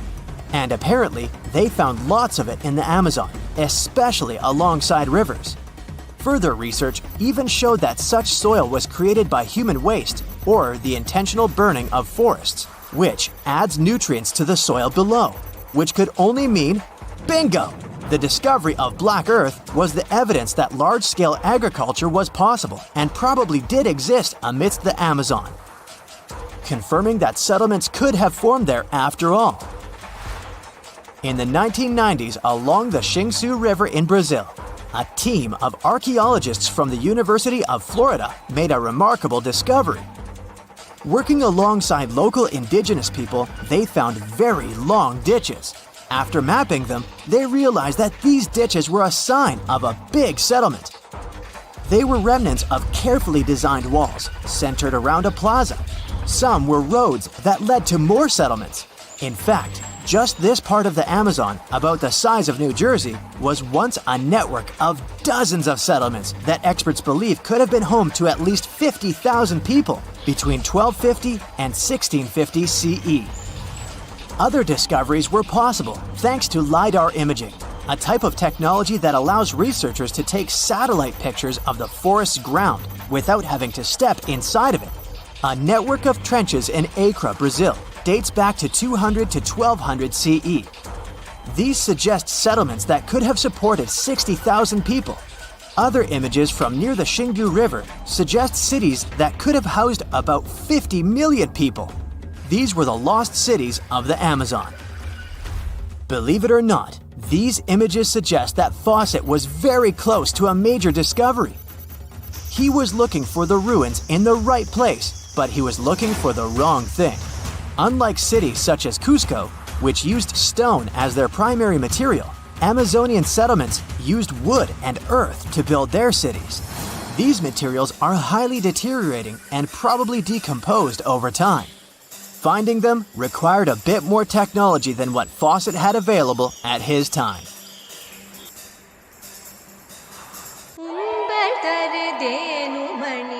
Let's dive into the fascinating world of Tamil, a language that's truly one of a kind. From its vibrant history to its user-friendly nature and its wide coverage, Tamil is a linguistic gem that'll leave you in awe. For starters, Tamil holds the title of being the oldest living language on the planet. I mean, it's been around for more than 5,000 years. It's hard to know if it's truly the oldest language ever, but it sure takes the cake for being the oldest living language still in use today. The word Tamil itself isn't just a one-trick pony. It has multiple meanings up its sleeve. Of course, it refers to the language itself, but it also signifies beauty, sweetness, and even the concept of being natural. Talk about a versatile word. How many people still speak this language today, you might wonder? Tamil is like the rock star of languages in India, with over 84 million native speakers. Globally, almost 90 million people proudly call Tamil their mother tongue. Hold onto your hats, because things are about to get divine. In India, you'll find a temple dedicated to none other than Tamul Tai. Now, Tai means mother, and this deity is considered the personification of the Tamil language as a loving and nurturing parent. This language is also not just limited to its homeland. It's a language that has spread its wings across its neighboring areas. For instance, it's also... Back in 2001, a lost city was discovered in the Gulf of Cambay, off the coast of India. Some archaeologists believe it to be the oldest city in history. By comparison, it's almost the size of Manhattan and features massive walls and even plazas. They stumbled upon pieces of sculpture, artwork, and even what looked like ancient wooden furniture, believed to date back up to 9,500 years ago and 5,000 years older than any city previously discovered. Okay, how about an underwater river? I can't even imagine what that would look like, but some deep divers claim to have seen it south of Tulum, Mexico. Is that even possible? Well, not really, since the Cenote Angelita cave is not a true river, but a very special type of optical illusion. It's formed by a halocline, meaning a cloud of hydrogen sulfide at the bottom of this underwater cave. Turns out you can actually swim right through this cloud, which makes you feel like you're swimming through a flowing body of water. Not all things discovered underwater are inanimate objects. Some of them are actually quite scary sea creatures. A jellyfish might not be on your list of things to look out for if you can avoid the stings. But this giant one, also known as a lion's mane jellyfish, is the largest known species of its kind. In all fairness, you'll only uncover it if you happen to dive into the waters of the Arctic, Northern Atlantic, and Northern Pacific Oceans. You surely won't miss it, since it stretches across 120 feet from the top to the bottom of its tentacles. When it comes to deep-sea diving, a lot of people are looking to discover some lost treasure. One diver was lucky enough to have hit the literal jackpot when he came upon nearly $1 million worth of treasure on the bottom of the seabed. That was back in 2015, when this lucky diver was swimming just off the coast of Florida. What did he find, you might ask? Well, about 51 gold coins, 40 feet of gold chain, and a rare single coin that was tailored for the King of Spain, Philip V. Speaking of people looking for lost treasures, divers also sometimes found pirate ships. They discovered one of these pirate shipwrecks in 2015 off the coast of Colombia. It dates back to the 18th century. The value of this forgotten ship was estimated to be between $4 billion and $17 billion, as it contained treasures, precious stones, gold, and countless other really valuable items. By comparison, a whole island in the Bahamas is up for grabs at $75 million. A computer is the last thing you'd ever expect to discover underwater, right? And this was no regular computer, but an ancient one. And yet, someone stumbled upon it between 1900 and 1901 on the spot of a shipwreck located off one Greek island. Researchers believe this weird stone contraption to be the earliest form of a computer. It was designed to serve many purposes, such as predicting astronomical positions and eclipses on the calendar. Since humanity lost most of the technology used back then, it was wonderful to rediscover it so many years later. It let us piece together many of the ancient Greeks' accomplishments. The computer is now at the National Archaeological Museum of Athens, should you ever want to check it out in person.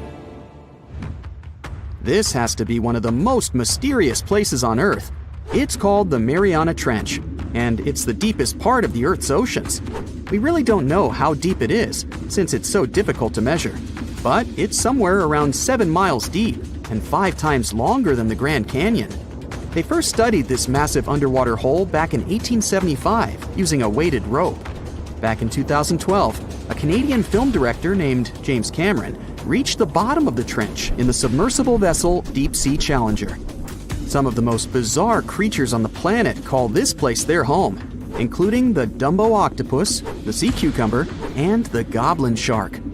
The Mariana Trench took its name after the nearby Mariana Islands. which are named Las Marianas in honor of the Spanish Queen Mariana of Austria. This just in, the world's oldest pyramid was built during the last ice age. And I'm not even talking about Egypt.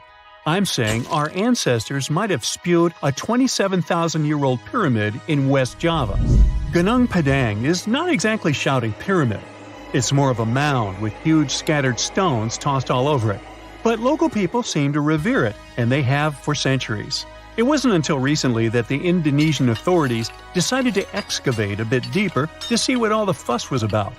They ended up finding the remains of a human settlement. It was rather unexpected, since the mound is pretty high up. This excavation could only prove there were humans in the area as far back as 45 BCE, which sounds reasonable. It was up to an Indonesian geologist named Donny Hillman to prove that Gunung Padang is the world's first pyramid. He used all sorts of new technology to support his claim. Our guy used carbon dating, which digs deep into the earth and takes whole chunks of soil. He found layers and layers of constructions, like he was digging up Rome and finding ancient buildings buried in the ground. His research proved that there had been caverns and even rooms down there, which could only mean one thing: humans. As for the rocks located up in the mound, they were most likely strategically placed by the people who lived there back in the day. They needed a place to meditate, so they arranged things in a harmonious way. Their smooth surfaces wouldn't be the result of years of erosion, but the works of great sculptures, the Michelangelos of their day that appeared in Star Wars No. 4. But to find the oldest pyramid in the Americas, one would have to travel to Peru. Deep in the Peruvian desert, archaeologists stumbled upon a sprawling ancient metropolis known as Caral. At first, researchers believed that the settlement was pretty recent, since the site was way too complex for ancient technology to handle it. As we said, Caral is a desert town, like Las Vegas, but without all the hoopla. This means no easy access to water. And for cities like these to thrive, they need a considerable irrigation system, which leads us back to complex technologies. The Peruvians surprised us all with this new discovery. This site was huge, filled with an amphitheater, houses, and religious buildings. The whole thing probably sprawled through 370 acres. And when scientists went to test their initial hypothesis using radiocarbon dating, they found that the city probably sprung around 2027 BCE. On the site, archaeologists found 6 pyramids that could possibly predate the one in Saqqara. As far as they know, both civilizations coexisted in the same time period, in opposite parts of the world. But since researchers can't pinpoint the exact age of Caral's pyramids, it's pretty hard to guess which civilization completed their pyramid first. If only we had a crystal ball. Now, it just so happens that the shape of a pyramid is something that nature is able to produce all on its own, leaving us modern-day humans a bit confused. A classic example is the Japanese side of Yaonagani, which also goes by the name of Japan's Atlantis. The entire monument is about the size of 5 football fields and the height of a 5-story building. Explorers and scientists believe that Yaonagani dates back to 10,000 years ago. For Japan's top marine geologist, Professor Masaki Kimura, Yaonagani is the heritage of a lost civilization. Kimura has dived into exploring the ruins over 100 times over the past 10 years. To him, there are clear signs of human activity down there.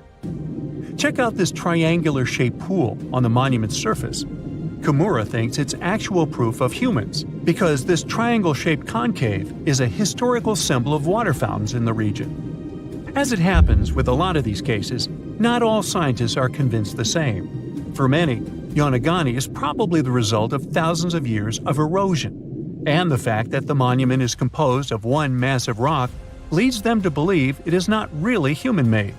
Sure, these huge basalt columns may look like the ruins of a palace, but they're most likely the result of the intense volcanic activity in the region. And speaking of natural formations that really look like a human made it, a pyramid on Mars has been a hot topic lately. Humans have been keenly trying to prove that there is life on Mars for quite some time. But some are stretching it really far, saying that little green or gray people built a pyramid on the planet to try and build their own civilization. This picture was taken over a decade ago by the Mars Reconnaissance Orbiter, the MRO, but it started to resurface recently. It shows what looks like a three-sided pyramid. Some people claim that the smooth side of the pyramid could only be the effect of otherworldly work.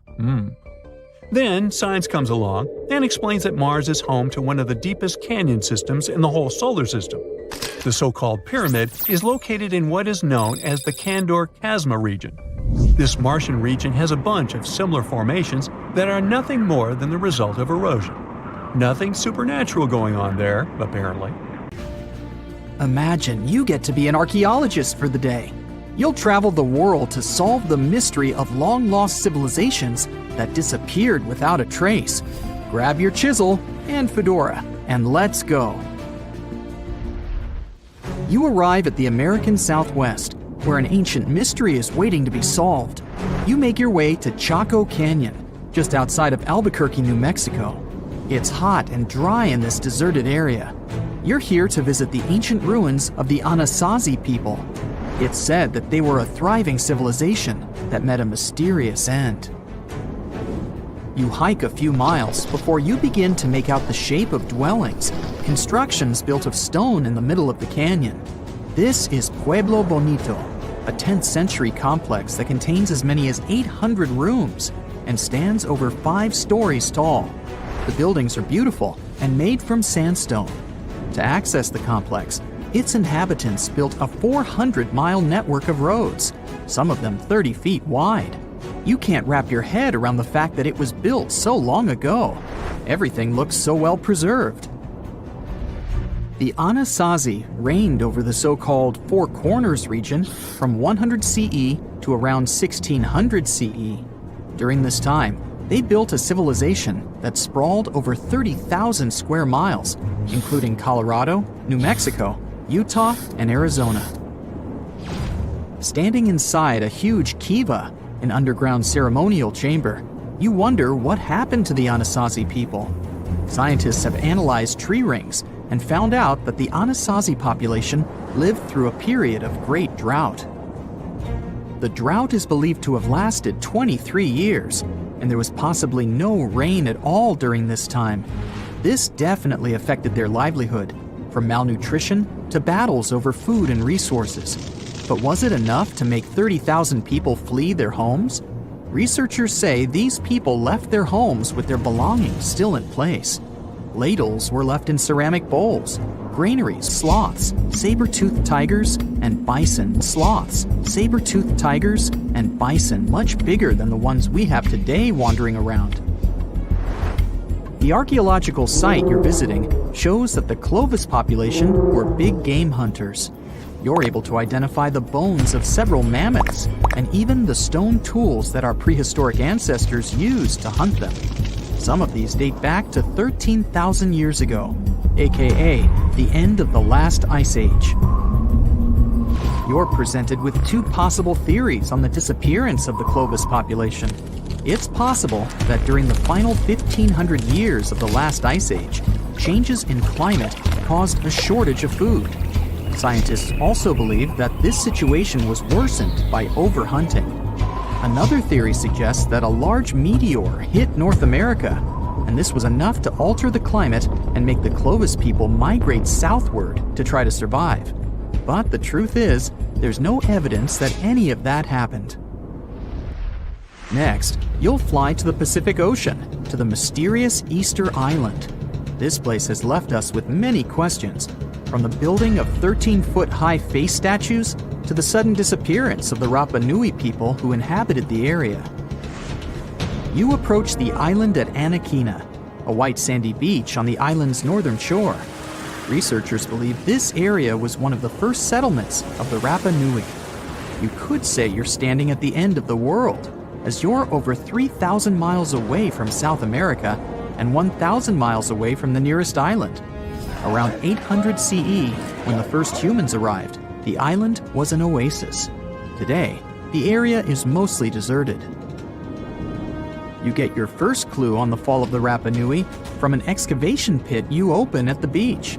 There's clear evidence of human presence: charcoal, tools, and bones, some of them belonging to rats. Bingo!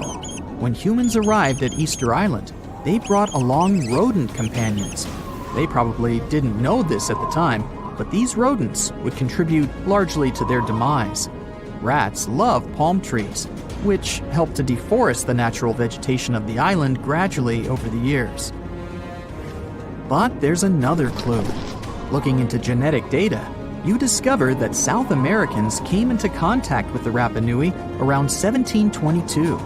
What might have happened to this population is the same that happened to other more isolated groups. The contact with foreign groups brought about diseases that possibly led to the end of the Rapa Nui. To finish off your trip, you're headed to Cambodia.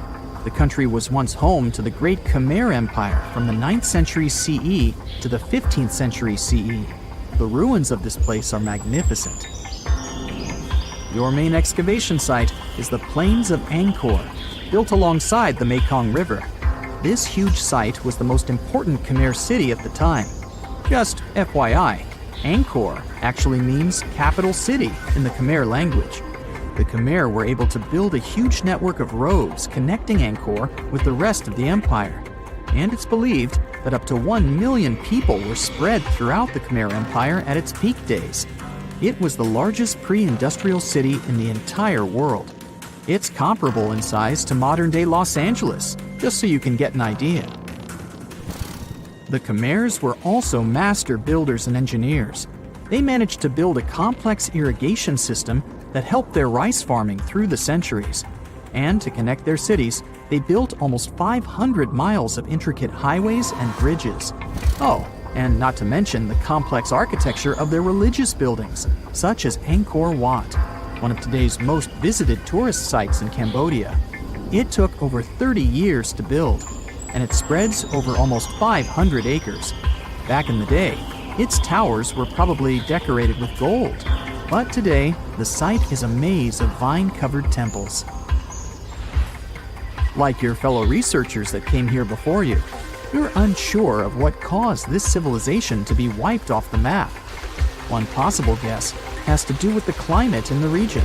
Strong monsoons might have caused massive floods and severe damage to the infrastructure, especially to the water system the Khmer people heavily relied on to survive. But another reason could have been regional conflict and immigration. Toward the end of the 15th century, the empire started to decline in numbers, and this could have weakened its strong power. You might not go home with many answers, but you've certainly learned a lot, huh?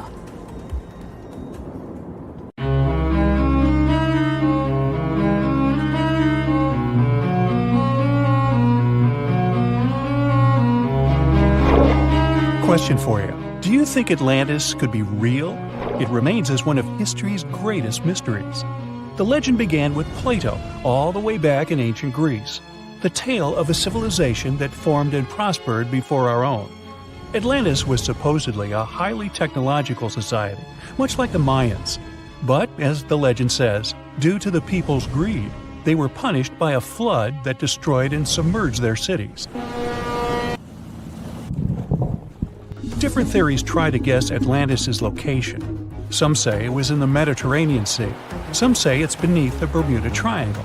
But, as science has shown us, Atlantis may be only an allegory for humankind. Today, you'll discover several amazing underwater cities that you have never heard of. They existed indeed, and are not just a myth. We're taking you on an excursion to the underwater city of Baia, which is on the coast of Italy. Known as the Las Vegas of the Roman Empire, Baia was a resort city. The Roman elite traveled there for recreation. Imagine an open-air spa. That was Baia. You can visit the submerged town by scuba diving and get close to that perfectly preserved, magnificent Roman sculpture, a true underwater wonder. You can spot the crumpled temples and buildings through glass-bottom boats. This is a moss-covered museum in Claudio's Nymphaeum. To your left, you can see a collection of classical Greek statues. Swimming down the Via Herculeana, you'll arrive at Villa Aprotio. Villas are Italian-style houses, and here you can admire their original marble floors. Notice the black and white patterns and the astounding shapes they make. Next, you'll arrive at Portus Julius.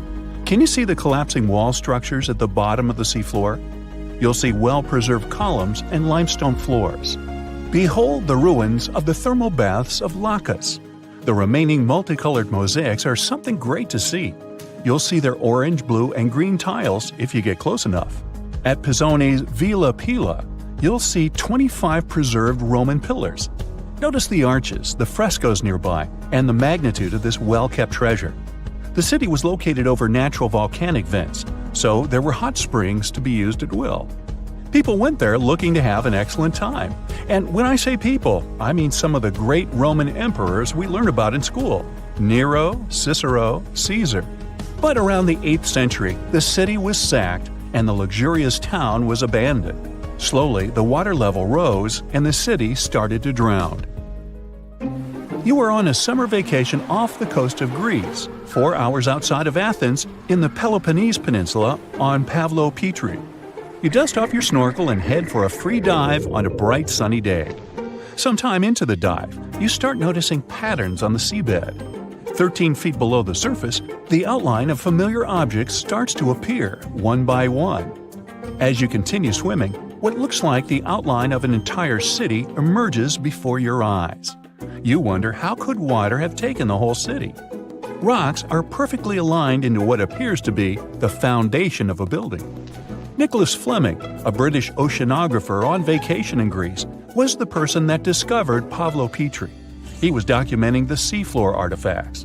The team found the site filled with pots, storage vessels, and tools. A quern stone, for instance, is a tool used for grinding grains and turning them into flour. Multiple amphoras, which were found then, indicate that this settlement dated back to the Bronze Age, 5,500 years ago, when people started living in towns. The settlement is believed to have lasted for over 2,400 years. Pavlopetri is considered today the oldest submerged town yet found, and it's impressive that it wasn't a simple village. It was a vibrant port city with stone-built buildings, a marketplace, streets, and even squares. Let's continue our exploration and find secrets in other underwater cities. You are diving off the coast of the Ryukyu Islands. Pacific waters are far from smooth. There's a strong current pulling you into the deep sea. Suddenly, you see a huge structure thanks to the sunlight shining down on the seabed. At first, it looks like Machu, and finally, waves as big as 10-story-high buildings hit the city. About 33 acres of the city disappeared underwater, and amazingly, most of its 17th century remains lie in good condition under 40 feet of water. In the ruins, archaeologists have found taverns, storage rooms, kitchens, and recreational buildings used for diverse purposes. You can see a grand lion statue, a submerged bridge, and many picturesque arches. Now, do you fancy a trip to India? Just outside its coast lies another sunken marvel. A site known as the Lost City of Cambay is located on the Gulf of a similar name. It remained hidden until 2001, when the National Institute of Ocean Technology did a routine water assessment. With sonar technology, which sends a wave of sound to the bottom of the sea, they found something far beneath the surface. Images showed well-defined geometric shapes spread along a 5-mile stretch. The remains found dated to